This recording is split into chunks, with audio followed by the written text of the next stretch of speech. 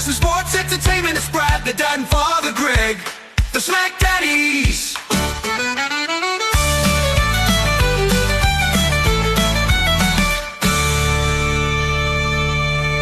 Hello, friends, and welcome to your SmackDown review for The Hub. I am Brad, the dad, and running shotgun with me is my tag team partner, my pal, my brother from another mother. It's Greg, Father Feltham.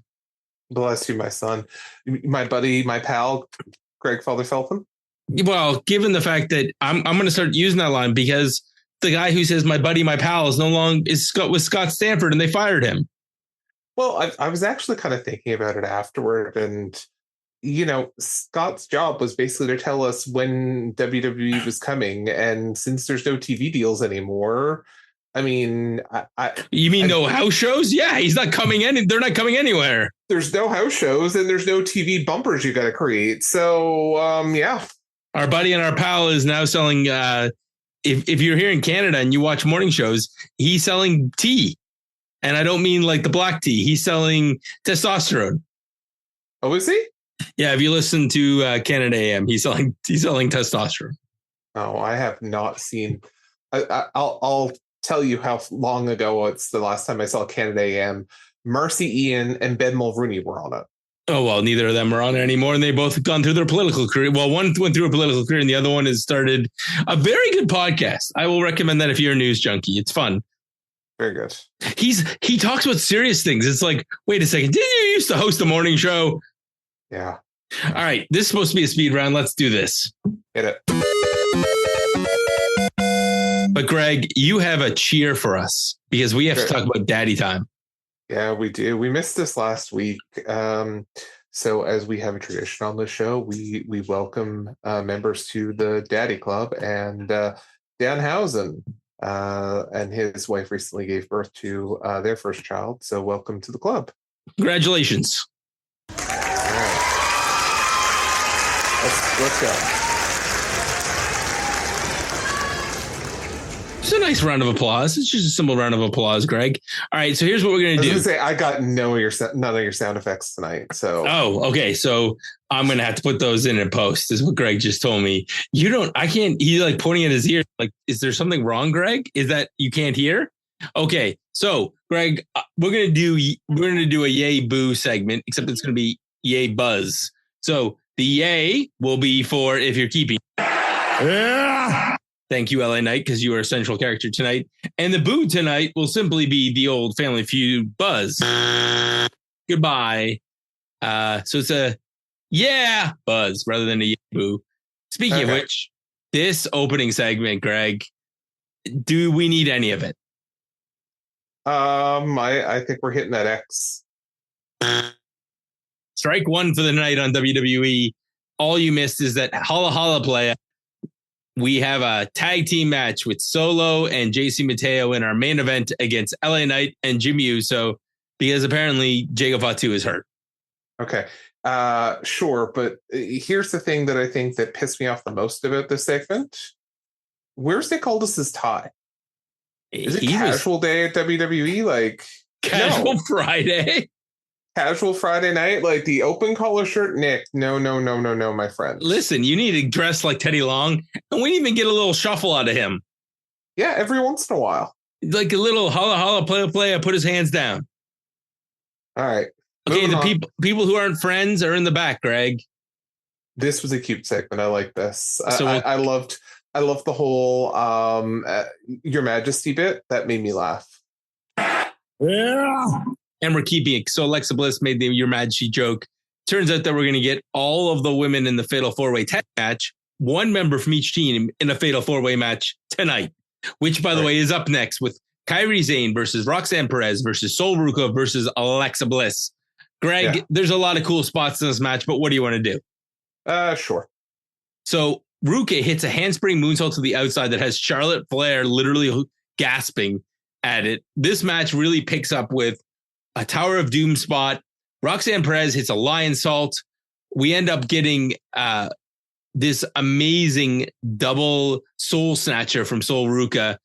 And Zarya gets involved on the outside. All the partners are fighting on the outside. And the distraction causes chaos where Alexa Bliss hits the Sister Abigail DDT on Kairi Sane, which Kairi botched. Yeah, for I the was win. going to say that was, yeah. So Kairi Sane can't wrestle a match without a botch. Listen, our pirate princess is still very much a boat enthusiast. So I'll tell you what, you can keep Kairi Sane on Raw, and we'll take all the characters that Randy apparently hates, because at least they don't botch. We can make fun of Zero Mero all that we want. He doesn't botch. Yeah. But I mean, not that he needs to be on this show, because his brother has moved on, because we now have the Lucha Friends. Sure. Tag team title match, Greg, is next. The Street Profits versus the Wyatt Six. What are we doing? Okay. When Montez Ford came out here, I was like, when did Pretty Deadly become African American? When did Pretty Deadly get a really dark tan? Yeah, like Montez Ford looked like he just raided the Pretty Deadly closet. Like, he went to Nashville and then went to, I don't know, it kind of looks like he was where it got clothes from a sex shop. Like, I'm not even going to lie. It looked like things were going to get freaky deaky later. Yeah. Well, I mean, that's home for him now, isn't it? I know. Just he looked like a cowboy. He looked like Lil Nas X. Like, he kind of looked like a jacked Lil Nas X. Oh my. All right. So you didn't answer me. What are we doing with this match, Greg? I kind of want to cut it, if I'm being honest. Oh, fine. I'm not going to argue with you. There was a lot of selling by the Street Profits. And really, even then, it took Eric Rowan getting involved to throw, basically, Dawkins takes out Rowan after Eric saves Montez Ford, or takes out Montez Ford to save the pin. And we get a suplex powerbomb combo for the 1, 2, 3. And the Wyatt Six fulfill their destiny to become the tag champions. And the tag division riots. So here, Greg, we're not going to be long. The Lucha brother. I'm going to call these guys the Lucha Friends, because we have Lucha. He has a brother, but right. we don't acknowledge the existence of that in WWE. So then now we have Lucha Friends. Right. Because we've had a Lucha House Party. We've had Lucha Lawn Tractor guys. Now we'll have Lucha Friends. Yeah. Why can't we be Lucha Friends? Why can't we be Lucha Friends? Greg, I'm not even letting you think about cutting this, because basically this was all the tag teams yelling, and the Lucha Friends have won 2 matches in a row. And like, hey, we basically beat the whole tag division. Once they beat Motor City Machine Guns, they are the number 1 contenders. So let's do that. Oh, sure. Boy, Greg, Jelly Roll's got a concert. Yes, he does. What do you want to do at the concert? Oh, come on. Don't do it. I'm going to keep it. Yes. Yeah. I did the lip synced it while Greg did that. Of course you are.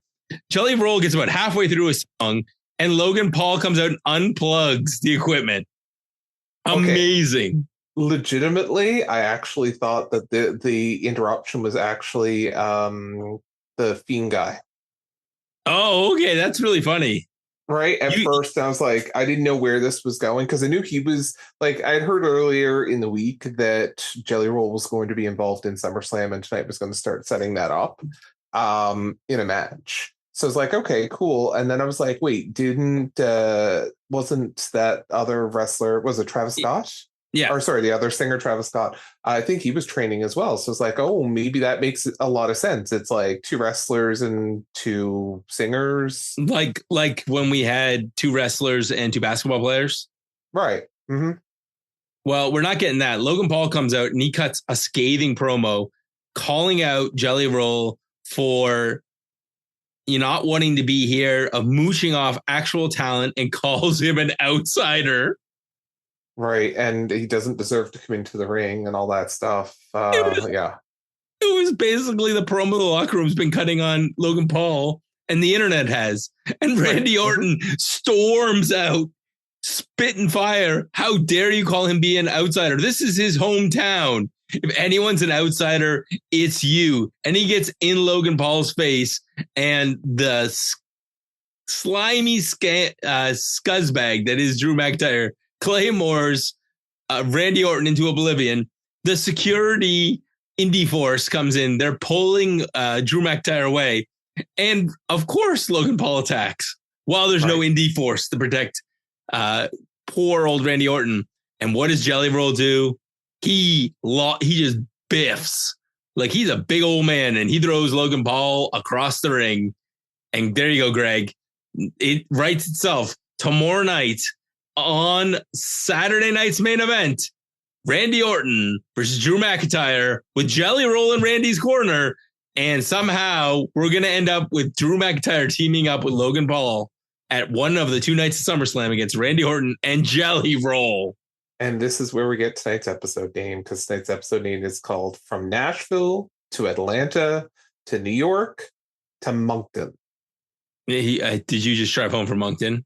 No, Jelly Roll will be here after SummerSlam. Oh, he is headlining the country music show at the end of August in Moncton. So, I mean, this poor man is going from Nashville to Moncton in the span of 6 weeks. Logan Paul, don't hurt him, because if he doesn't make it to Moncton, you do not want the people from Moncton to come find you, Logan Paul. That's very fair. New Brunswick is La Mille Provence, but it's also a dangerous province. Which is where Greg is going to be next week on special assignment. Because you lost the bet? Basically. Yeah, we get recaps, all that stuff. But we're really excited for the R-Truth Aleister Black match. At least I was excited. Greg, what did you think of this match? Okay. Did I miss R-Truth's entrance, or did they just cut it? They didn't bother doing it. All right. So they cut the guy. They bring him back because fans were outraged, and now they are cutting his entrance and then giving him a schoolboy. He won this match with a roll-up after he tricked Aleister Black into trying to use the chair. Yeah. It was amazing. I actually liked this match quite a bit, Greg, because I thought this was a clever way to get R-Truth the win. And Aleister Black loses nothing by losing other than truth. I mean, Aleister Black lost his mind. Well, that's where we go to next, where Aleister Black's the back, and Damian Priest tries to calm him down, and because he's stalking R-Truth at this point, and he's like, "Oh yeah, I've thought better of it." And then he goes to leave, and then he comes back and just kicks Priest's head off his shoulders, sits down cross-legged next to him, and said, "Now I'm done." So this was a convenient way to connect Priest and Black and turn Black back into a heel. Yep. So Damian Priest invests in some good, maybe eye patches, because generally when you feud against Aleister Black, you lose an eye. Oh, that's fair. That's fair. All right, moving on. Greg said he didn't hear this segment, so we're not cutting it. Tiffy and Trishy, you didn't miss much, Greg, because basically Tiffy came out with that awesome shirt. She is. I didn't catch everything that was written on the shirt. Your original crush, or your first crush. Which is 100% true. And there was a whole bunch of 12-year-old boys who were magically coming of age during this segment. That's a fact. Yes. So yes, somewhere Jerry Lawler is having another heart attack. Like Tiffy basically says she picked Trish because she's the greatest of all time, and she's beaten everybody else. And if she beats her, she can now start being talked about being a GOAT. Trish says, "Well, I have nothing to lose. I'm already one of the best of all time. But if I can take that title from you, you're not going to be called one of the greatest of all time. But I will be an 8-time champion." And Tiffy was a line of this promo, Greg. "You know what, Trish? I've seen all of your great matches on VHS." Trish responds with, "Oh, did you learn that from the TikToks? I have never had my kids see me as champion. She wants to be champion." Naomi interrupts. And didn't we hear that last week, though? Yeah. Naomi says, well, I don't know if she said it this week. It was just, that's been stuck in my line since that last week, Greg. Naomi interrupts, and Trish jokes before she gets the line out, "What am I supposed to proceed with caution?" And Jade, before Naomi can actually get a word out, Jade just beats the hell out of her. And my question is, did this make this help at all for the women's paper? No, it didn't. That's what my feeling was like this show felt like we have two other shows this weekend and we're just basically putting something together. Yep. And Greg, I'll let you decide whether we're even going to bother talking about this main event. No, I don't think so. I don't think we need to talk the main event or them constant plugging Saturday night's main event tomorrow. Nothing happened in this main event. All it did was have a champion get pinned by a challenger who's never got a chance in hell of winning the title. Oh, and by the way, LA Knight get the crap kicked out of him so that he has an excuse to lose to Seth tomorrow. Sure. Shall we? Do you want to take a quick look through because there's like a ton of wrestling this weekend. Yeah. Sure. Sounds good. We're only going to do, just for the record, for anybody who's going to get mad, we don't talk about AEW normally, so we're not going to go through everything. So let's do SNME July 12th. Like what are we getting on this show? I'm not really sure. So looks like there's 4 matches. Solo Sikoa versus Jimmy Uso. Which if Solo loses, I'll be shocked. Orton and Jelly Roll with McIntyre and Paul. So basically setting up the tag match at SummerSlam. That's going to be a schmaltz finish. LA Knight and Seth Rollins. Which will get enough damage to Seth so he can't cash in. And then Gunther versus Goldberg. And if anything but Gunther winning this match happens, I hope the fans riot. Probably. Do you think there's any small snowball chance in hell that Gunther is losing his title to Goldberg? I would say that is only possible depending on what happens earlier in the night with Seth Rollins and LA Knight. If you see LA Knight win earlier in the night, I'd say that there's a decent chance that Gunther loses and LA Knight and Seth Rollins comes and cashes in. So let's go through the second one, which will be on Sunday, which will be WWE Evolution. And this is one I'm actually, out of all the shows this weekend, this was the show I am the most excited for because I think that this one has the potential to have some of the best matches. Yeah. All right. So the Battle Royal for the Women's Championship match at Clash of Paris right now. Announced participants again. Announced means nothing because that's changed in the past. Stephanie Valcour, Ivy Dow, Nia Jax, Nikki Bella, Natalia, Maxine Dupree, Kalani Jordan, Jada Parker, Lola Vice, Lash Legend, Izzy Dane, Tatum Paxley, Selena Vega, Julia, Candice LeRae, B-Fab, Michin, Chelsea Green, Piper Niven, and Alba Fire. Yeah, this could be one of the I think this has the potential to be one of the better matches, but I'm not this is seeing is believing, Greg. Yeah, I'm curious because this one could be very interesting on who could win that. If it's like I could see Chelsea Green winning it potentially, depending on who wins in the Becky Bayley Lyra match, and then Chelsea taking on, like if it's Lyra, Chelsea taking on Lyra. Okay, the match, believe it or not, one of the matches I'm most excited for, Jade versus Naomi in a no holds barred match. With Bianca Belair in Jade's corner, I would love to see in this no hold barred match Bianca turn on Jade, and Bianca and Naomi have been together this whole time. They need some way to put her back in the mix, and then Naomi needs a win. So I think you're right. I think Naomi's winning this match. Yeah. Tiffy and Trish, if anyone thinks that Trish Stratus is actually going to win this thing, I have a bridge to sell you. Yeah, there's no chance.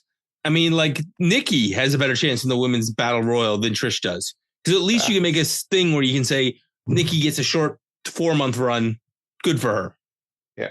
Can I do Intercontinental match, brother? Becky Lynch versus Bayley versus Lyra Valkyria.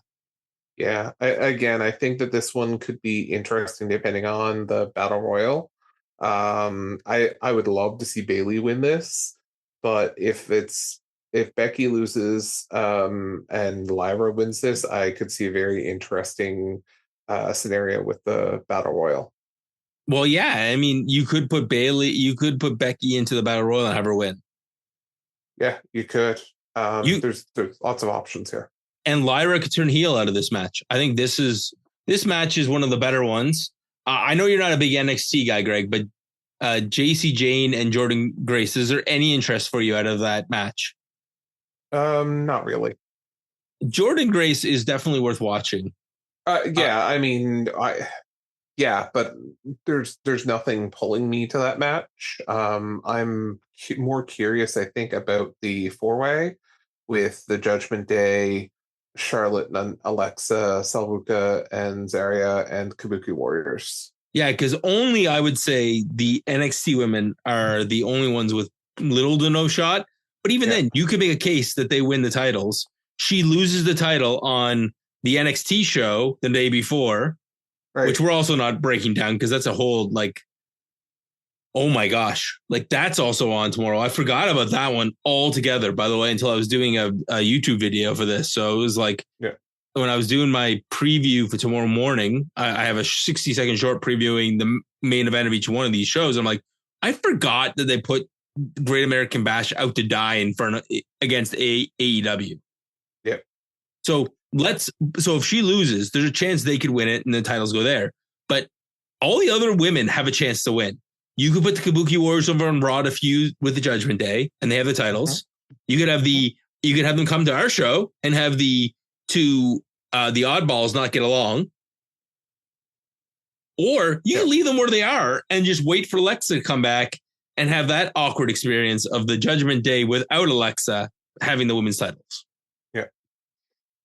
And then the last match is versus... give me a pick, Greg. Where are you leaning? Oh, in this one? Charlotte and Alexa. Yeah, I these feels like we're homers, but I was with you last week. But it is the hardest. I am so happy we're not putting we're playing Pick'em or something tonight, because that's the one. It's the hardest pick of the night. So that one to me feels like the episode of The Simpsons where the kids are snowed in at school and Homer and Ned have to work together to get the kids free. And that's what I feel with Charlotte and Alexa. And let's be honest, WWE would love to have Charlotte and Alexa float right now where SmackDown's only 2 hours. They don't need them on our show. They need to go over to Raw for a while. And the titles are the portal to traveling. Yeah, so is this the main event, the match you're about to queue up? Let's do that and then we'll cue the match. So probably, I think, Io versus Rhea. And honestly, my heart says Rhea wins. My head says Io. Yeah, your heart says Io wins. No, my head says Io wins. My heart says Rhea does. And I'll tell you why. I think Rhea winning would be more beneficial when they go to Australia in September. Right. So I think that should be set up for Rhea to win the championship in Australia and have that big moment in Australia. So I don't think she wins here. Or if she does win here, I think she will lose it and then get it back.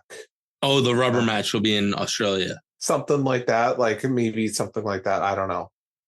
Could we have Io Sky turn heel? Maybe. And she cheats to win. The one thing about the Raw division right now with the Judgment Day kind of off doing their own thing is that we don't have any real heels on the Raw show. Yeah. Yeah. No, that's very true. All right. As we're both yawning, I think it's time to put this from the bed. So that was a little bit longer than a speed run, but boy, oh boy, we had to talk about 2 PLEs. And I'm going to say, if I'm giving this a letter grade, this is a solid C. Yeah, C minus. This is, you know what the C minus stands for? What? Could have been a D. Yeah. And this was very close to a T SmackDown. So tomorrow, what advice Greg and I are going to give you now is pace yourself. Yes. There is going to be close to like 6-year-old Brad's dream, 12 hours of live wrestling tomorrow to consume, much of it for free, 5 of it not for free because you'll have to buy an AEW BLE or find it through your local cable provider or nefarious means through a stream on the internet. It's going to be on all day. So pace yourselves. And if you have any energy left over, check out the NXT show. Or if you have any more energy left over, check out the Raw Dogs, Eric C and Randy, the Bionic Man, who is going to be covering the Saturday night's main event on Sunday night's main event. Did I get that one right this time? Yeah, I think so. And then they're also doing the Raw show with the fallout of this weekend. And yeah, there's a lot of wrestling, Greg. All right. With that, let's call it. Goodbye, friends, pals, amigos, lucha friends. We the ones. Bye. The SmackDaddies. The revolutionary podcast in sports entertainment. Father Greg and Brad, the dad bless you all with the lovely tale.